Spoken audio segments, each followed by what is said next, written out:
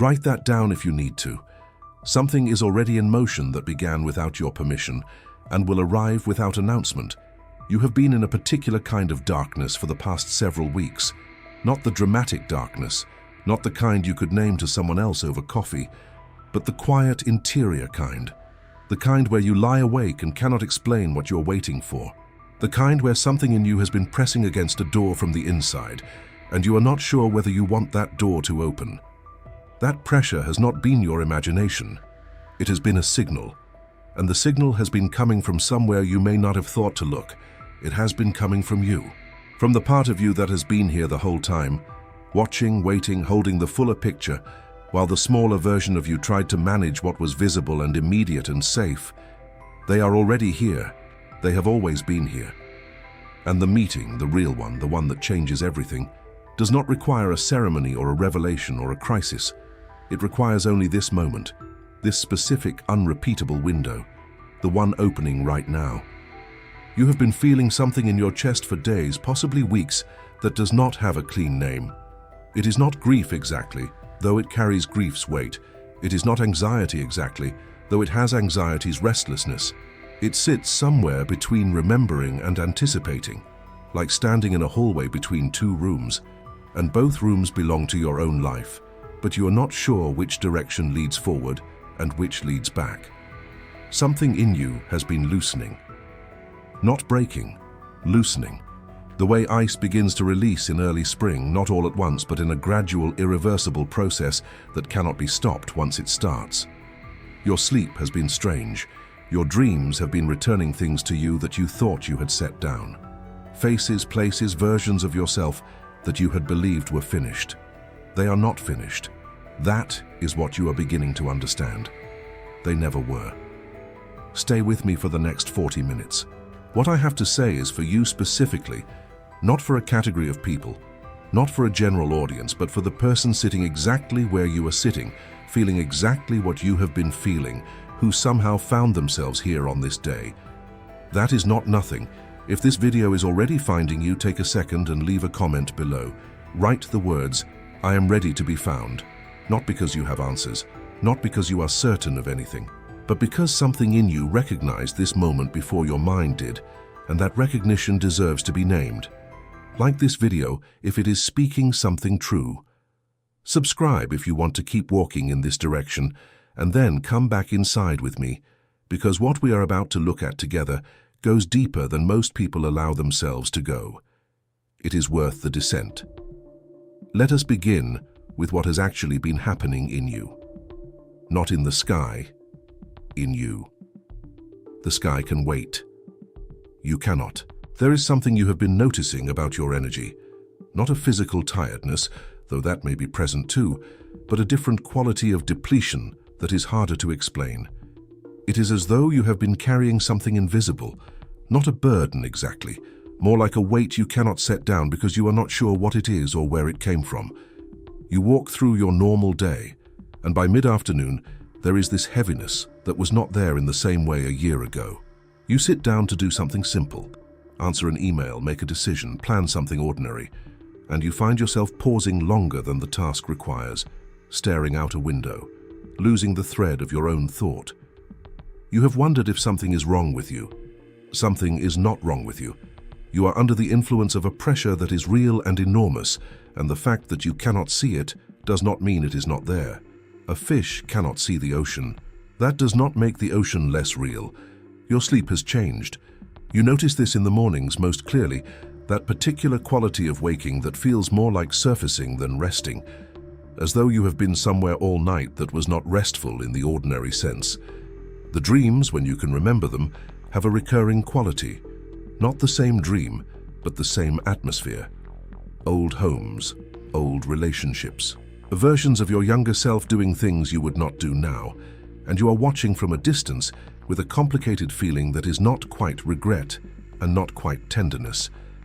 Sometimes you wake at a specific hour, 3, 4, before the sky lightens, and for a few minutes you feel something vast pressing in at the edges of your ordinary mind. Not frightening, not threatening, something large and patient, like a hand resting on a door. Then the day begins and the ordinary noise of it closes back over that feeling, and you go forward.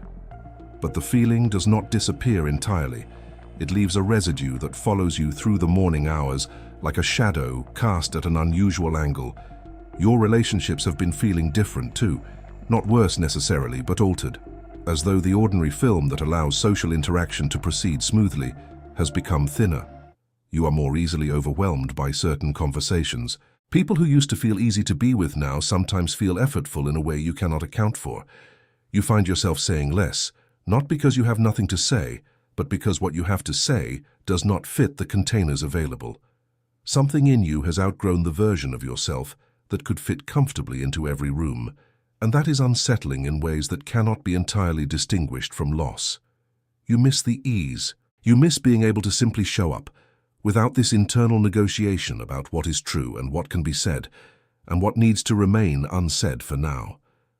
There is a cognitive quality to what you have been experiencing that deserves to be named directly.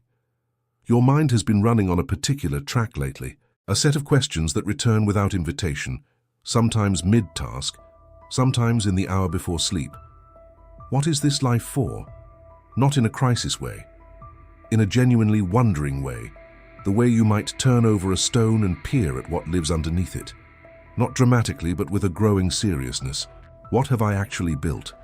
What is real in what surrounds me and what is constructed? Scaffolding that I put up to keep moving, but that no longer serves the structure it was meant to support. Who would I be if I were not managing so much? These questions do not come with answers attached. They come as pure questions, weightier and more present than they used to be.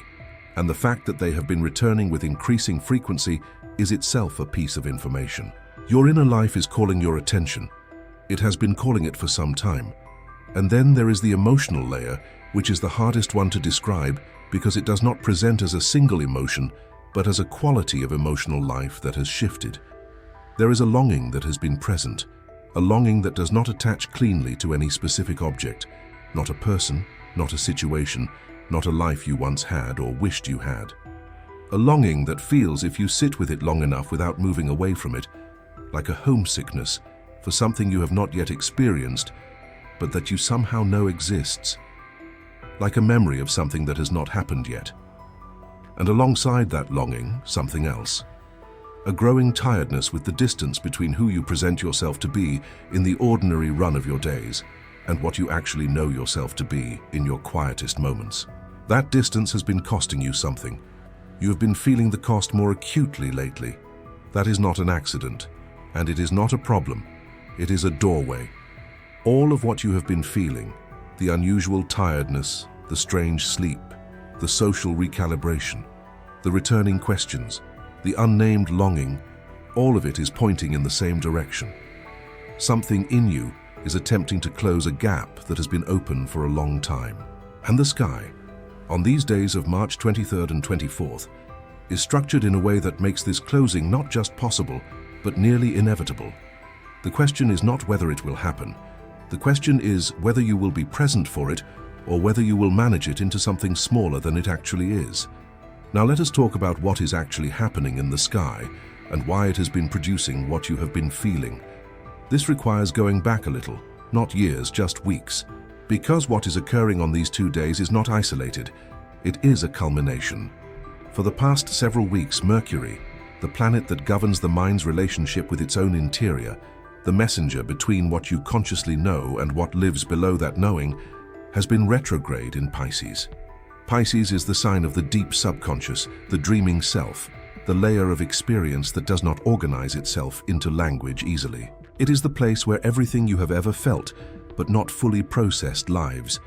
It is the ocean floor of the interior life. Mercury retrograde through Pisces is, in experiential terms, like someone turning on an interior light in a room you had not been entering consciously. It does not ask permission, it simply illuminates. For 3 weeks that light has been on. You have been seeing things, not visions, recognitions, things you half knew but had not looked at directly. Patterns you had not named, feelings you had stored rather than felt. That is why your dreams have been what they have been. That is why old things have been resurfacing. Mercury was not malfunctioning. Mercury was doing exactly what it needed to do. It was retrieving something for you from a place you could not otherwise access. On March 20th, Mercury stationed direct. The retrograde ended. And what that means, on an interior level, translated completely into human experience, is that the retrieval process is complete. What was brought up from the deep can now be integrated into the forward-moving life. The door between the subconscious and the conscious mind does not close again immediately. It remains ajar for days after the station, which is precisely what you are living in right now. This is the window. The information is surfaced.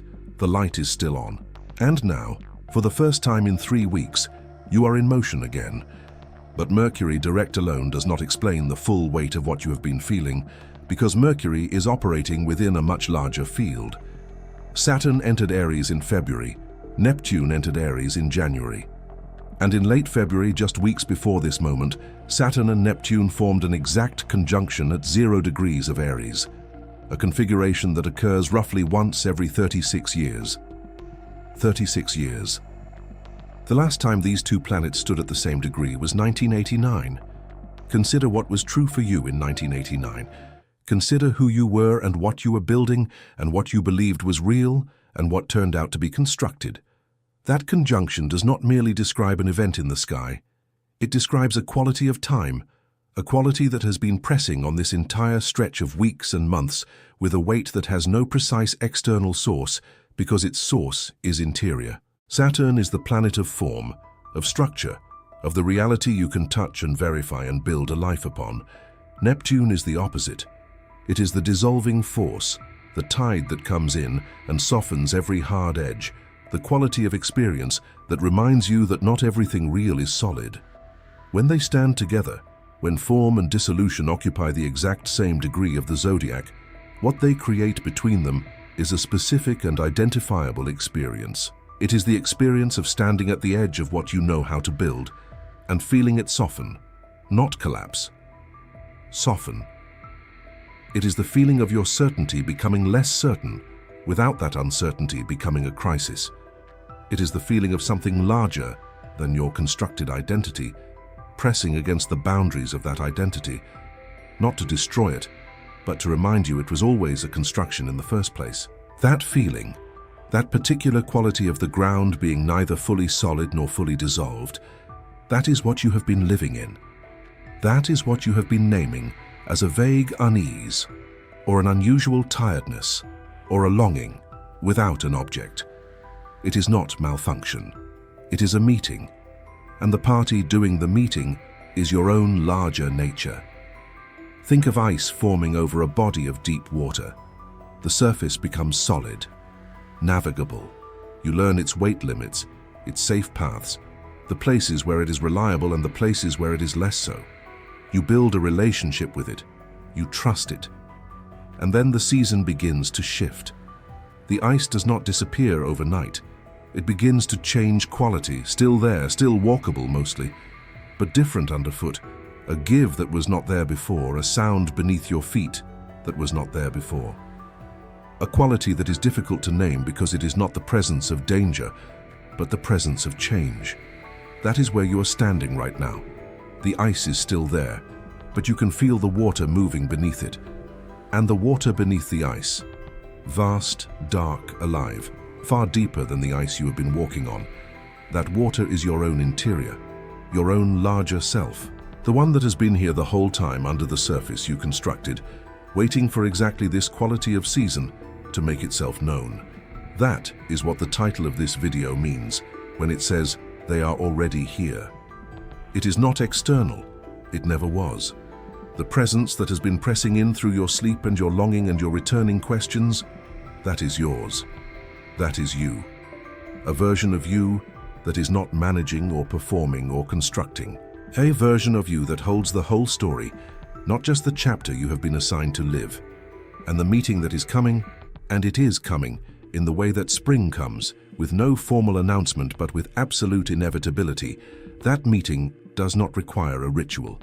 It does not require a breakthrough. It requires only the willingness to stop maintaining the distance between the constructed self and the real one. Venus is in Aries, alongside Saturn and Neptune right now. Venus there adds a specific texture. The desire is present. The wanting is present. There is something in you that wants this meeting, has wanted it for longer than you know.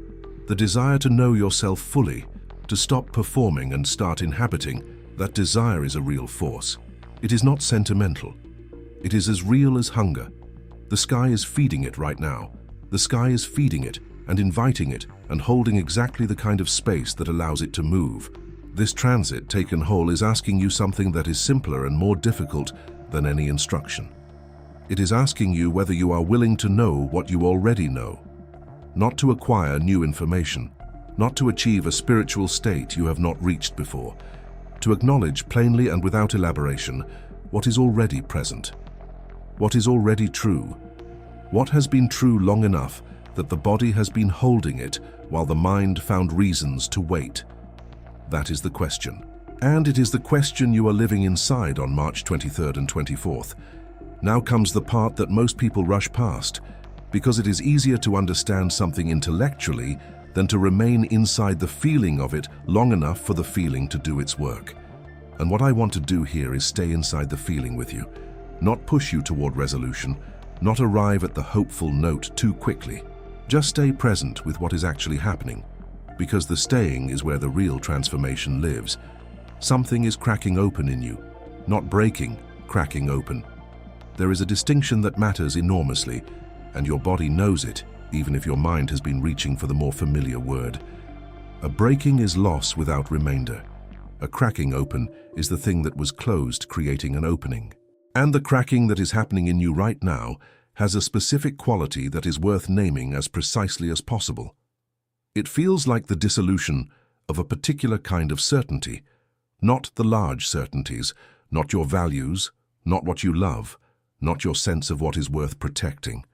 The smaller certainty, the certainty that you had located yourself, that you had done sufficient work on yourself to know what you would do and who you were, and how you would respond to the significant moments when they arrived.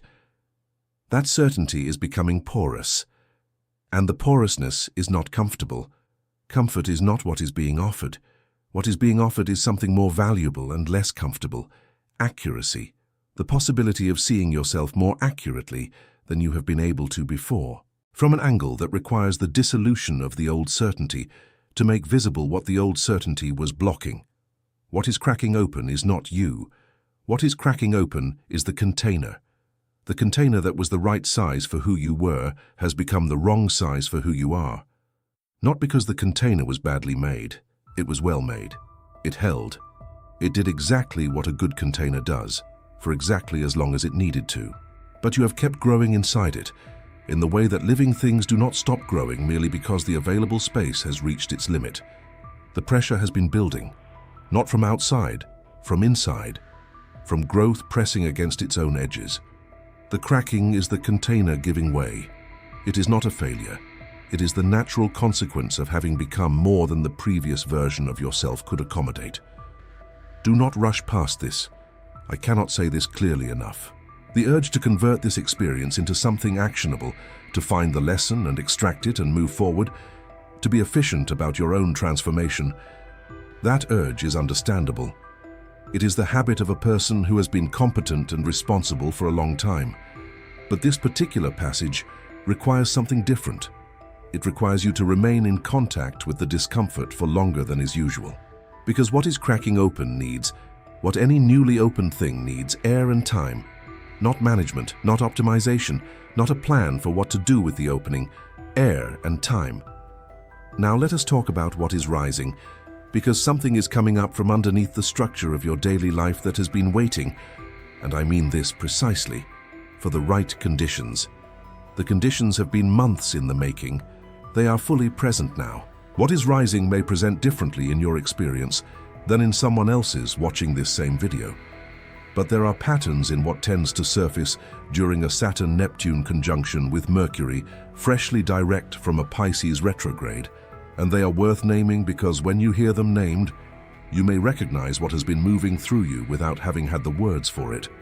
The first thing that often rises is a version of yourself you set aside, not in a dramatic act of self-sacrifice, not in a single identifiable moment, but gradually and incrementally, in the way that a responsible life requires you to become practical.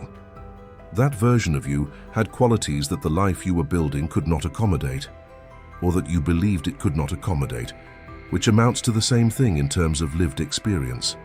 A depth of inner life that competed with what was required of you externally, and knowing about what you actually wanted that could not be made to coexist with what seemed responsible or possible or fair to the people who depended on you. A particular quality of attention, slow, contemplative, drawn to what is interior and subtle, that had to be rationed against the demands of a life that moved faster. That version was not abandoned. The self does not abandon itself. It stores, it waits, it is patient in ways the managing self cannot afford to be. And it surfaces when the conditions are right, not to accuse you of having set it aside, but to offer you what it has been holding in safekeeping. It surfaces as a resource. It surfaces as the information you could not afford to receive before and can afford now. What else is rising? The pattern under the patterns. The thread that runs below all the specific experiences of your adult life. The way certain qualities of disappointment recur across completely different contexts. The way a certain quality of longing appears in different costumes in different decades. The way you keep finding yourself at a recognizable interior crossroads, even when the external circumstances are entirely new. The Saturn-Neptune conjunction is one of the most powerful pattern illuminators in astrology, not because it creates patterns, but because it dissolves the opaque surface through which most of our patterns remain invisible to us. When the surface softens, you can see further down. And further down is where the organizing structure of your own life's recurring themes lives. You know the one. If you have been paying attention across 4 or 5 decades of your own interior experience, and you have been or you would not be here, you have noticed it. The way a certain kind of hope arrives with the same quality of light each time, even though the person or situation or opportunity that carries it is different every time. The way a certain kind of disappointment has a familiar flavor even when its source is entirely new. The way the essential question that gets asked of you, the one underneath the surface situation, is always somehow the same question, reformulated across time and context. That recurring question is what is clarifying right now.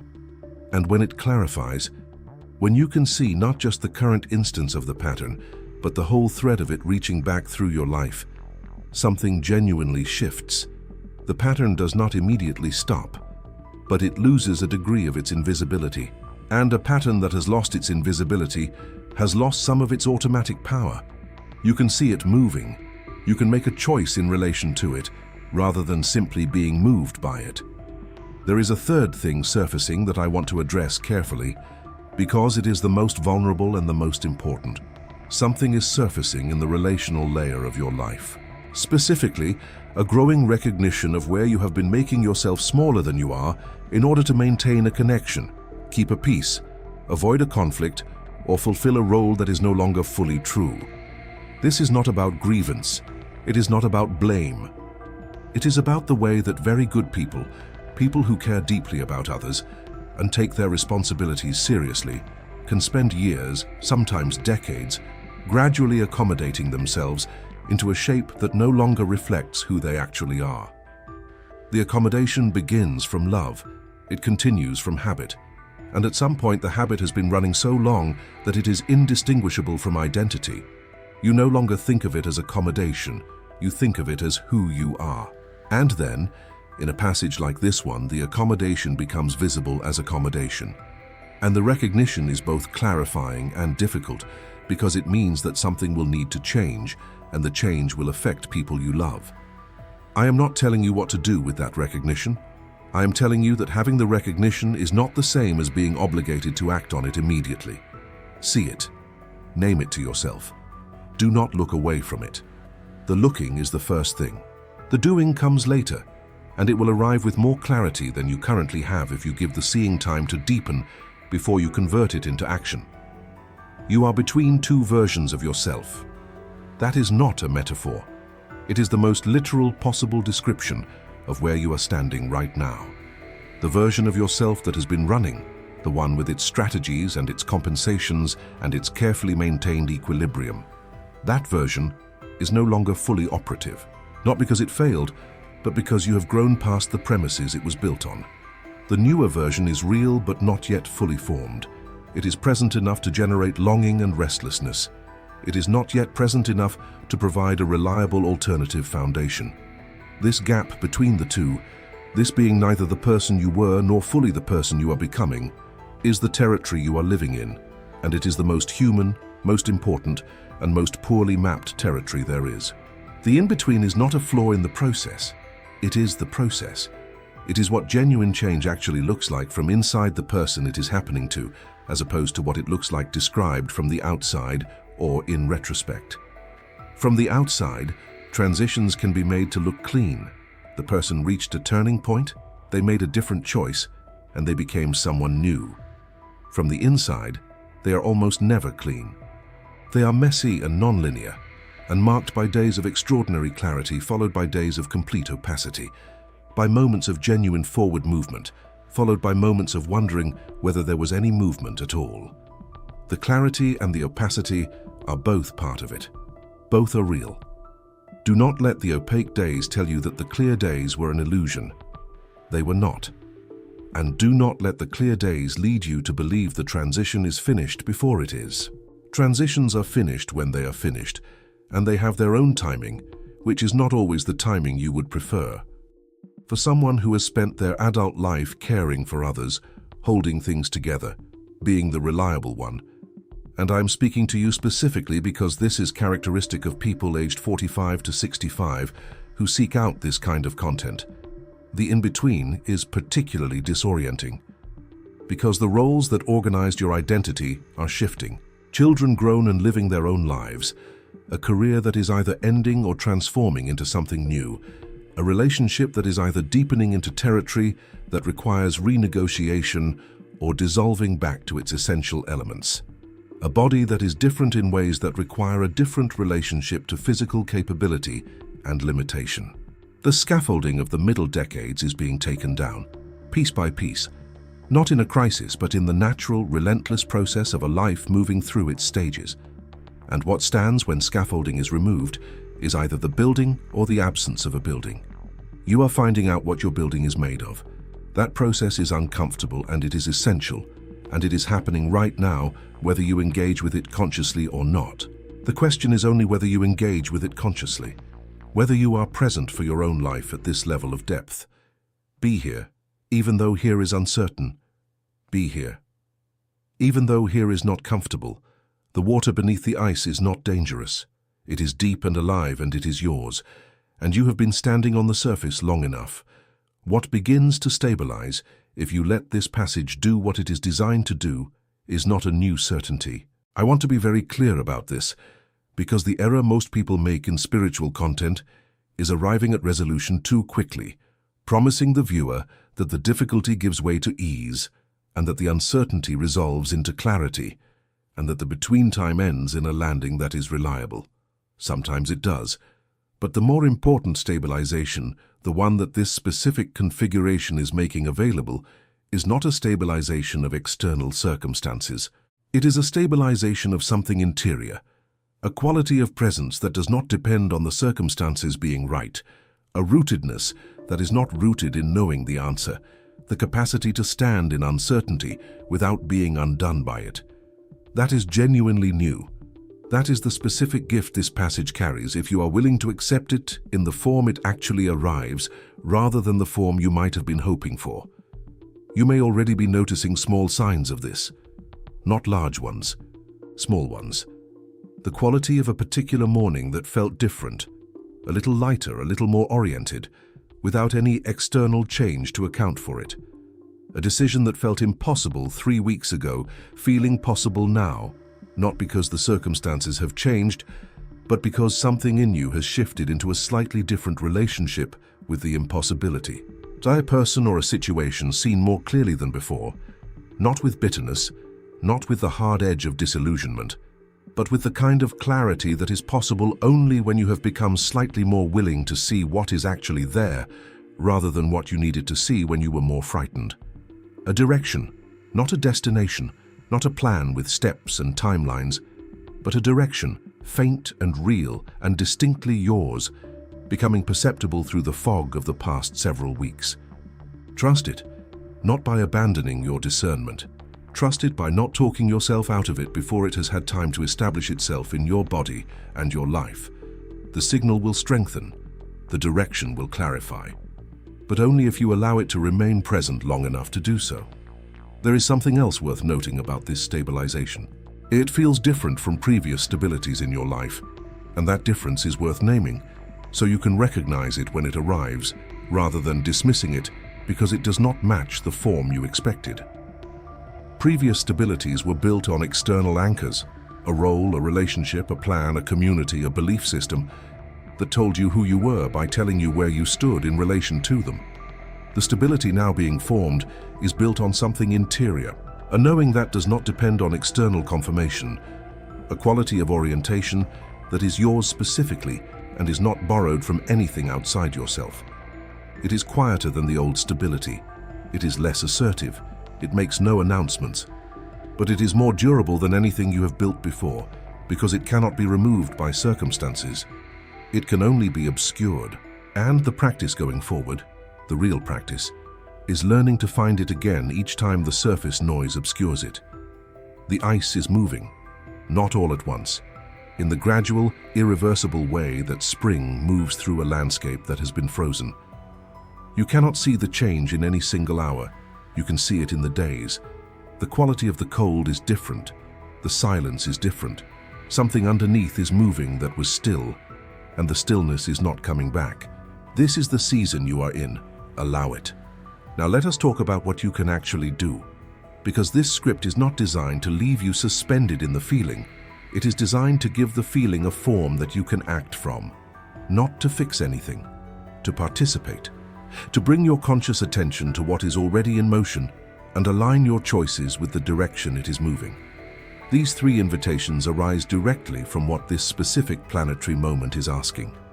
They are not generic. If you set them aside and return to this video in 3 months, during different planetary conditions, they would not apply in the same way. The first invitation is what I am calling the unspoken inventory. Mercury has just ended its retrograde through the ocean floor of the interior life. The light has been on in the room you have not been entering consciously. The retrieval is complete. What Mercury has surfaced for you over the past 3 weeks, the feelings, the recognitions, the memories, the questions, the longings, the patterns beginning to show their thread, that material is available right now in a way it will not be in the same way later. The invitation is simple, and the resistance to it will be real. Sit down with something to write on, in a place where you will not be interrupted or observed, and make a list. Not a journal entry about your feelings. A list. Concrete, specific items. A memory that surfaced and has not been fully sat with. A question that keeps returning. A pattern you saw in your own behavior that you have been looking away from. A truth about your life that you are aware of, but have not yet fully acknowledged even to yourself. A version of yourself that you have noticed pressing against the surface lately. A longing you have been keeping in the category of impractical. A relationship dynamic that you have been pretending not to see as clearly as you see it. You do not have to do anything with this list. It is not an action list. It is an accounting, an honest reckoning with what is actually present in your interior right now. For someone who has spent decades caring for others and managing outward things, the act of turning your full attention toward your own interior and naming what you actually find there, without softening it for an imagined audience, without organizing it into something more acceptable, is more radical than it sounds. The resistance will come in the form of productivity. I should be doing something more useful. Notice that resistance. Name it. Write anyway. The list is a record of where you actually are. It is the only valid starting point for where you are going. The second invitation I am naming the willing conversation. This specific planetary moment, Saturn and Neptune together dissolving the boundary between what is felt and what is known. Mercury newly direct unlocking the capacity for expression after weeks of interior processing, is activating the space between what lives in you and what moves between you and another person. There is something you have not said, not to the world, to one person, a truth about what is changing in you, about what you have been finding in the interior room, about who you are discovering yourself to be in this between time, about the distance you have been maintaining between your performed self and your actual one, and the exhaustion of maintaining it. That something has been waiting for a container it could trust. The invitation is not to broadcast. It is to identify one person, one in whom you have sufficient trust and sufficient history that the speaking would land in the way it needs to land, and to tell them something real, not carefully curated, not edited for their comfort, something real about where you are. This conversation does not have to be long, it does not have to be explained. It can be as simple as, there is something shifting in me that I do not have the full shape of yet, and I needed to say that out loud to someone I trust. That is enough. The speaking is the thing. Because a truth that has been living only inside you is a truth that cannot be fully integrated. It needs to move. Language is how it moves. The resistance to this invitation is specific and worth naming. The fear that saying it will make it real in a way that creates an obligation you are not ready for. The fear that the act of speaking the change will commit you to it before you have the full picture. That is a legitimate fear, and also a fear that this transit is specifically designed to help you move through. Articulating the change does not trap you in it. It frees the change to become what it needs to become without having to do so entirely in the hidden interior. The words are not a cage, they are a vehicle. Let something travel. The third invitation is the most physical and the easiest to dismiss, which is precisely why I am placing it here at the end, where you will be most ready to receive it without immediately organizing it into abstraction. I am naming it, Move in the Direction of the Water, Saturn and Neptune in Aries, the body. The instinct, the physical intelligence that knows things before the mind has assembled them into language. This conjunction in the sign of the body and the impulse is asking you to attend to the signals that your body has been sending, that your mind has been revising. Because the body has been registering this entire process ahead of the mind, the body knows which direction the water is moving. The body has been knowing for weeks, possibly longer. There is a place in your body that feels lighter when you imagine a certain direction. There is a constriction that arrives when you imagine continuing along a path that no longer fits. There is a quality of aliveness, however faint, however unfamiliar, that presents when you allow yourself to consider the thing you have been keeping in the category of impossible or impractical or too late. What this invitation asks of you practically is this: choose one small action this week that is oriented toward the direction your body already knows, independently of what your mind's risk assessment has concluded. Not a large commitment, not a declaration to anyone. One small, real, concrete movement in the direction that something in you knows without needing to argue for it. Make the appointment. Send the message. Begin the thing you have been naming as someday for longer than is honest. Spend an afternoon in the direction of the life you are moving toward, rather than the life you are maintaining. One small action. The ice moves into spring through the accumulation of small changes in temperature, no single one of which seems decisive, and all of which are. This one is one of them. You have stayed for 40 minutes. You came here with a pressure in your chest that you could not fully name. You have stayed through the full depth of it, not because the depth was comfortable, but because something in you knew it was necessary.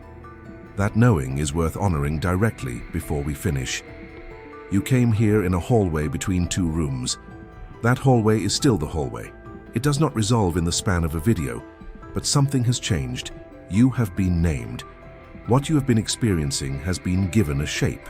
And a shape is not a solution, but it is something you can hold in the dark hours of the early morning when the feeling comes and there is no noise to cover it. A shape is something you can return to. A shape means you are not alone in it.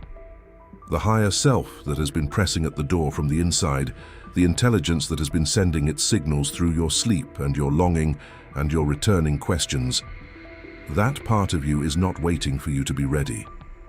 It is not measuring your progress against a standard of spiritual adequacy. It is not impatient, and it is not disappointed. It is here. It has always been here. It was here before you had the language for it, and it will be here long after this season has settled into the next one. The meeting that this video named in its title, "The Meeting That Happens Without Warning," is the meeting between the self you have been performing and the self you actually are. It does not require your transformation to be complete. It requires only that you stop maintaining the distance, stop paying the cost of the gap, not in a dramatic act, in the quiet, daily, cumulative practice of being slightly more honest with yourself than you were yesterday, slightly more present to what you actually know, slightly less willing to turn away from the water moving beneath your feet. Leave a comment below and write, "I have arrived at the edge," because that is where you are. That is the honest name for this moment. Say it. It is worth having a record of. It is worth naming in the company of others who are standing at the same edge. Like this video if it gave you something real to carry. Subscribe if you want to keep walking in this direction together. And carry this into the days ahead. The spring does not ask the ice for permission. It simply arrives.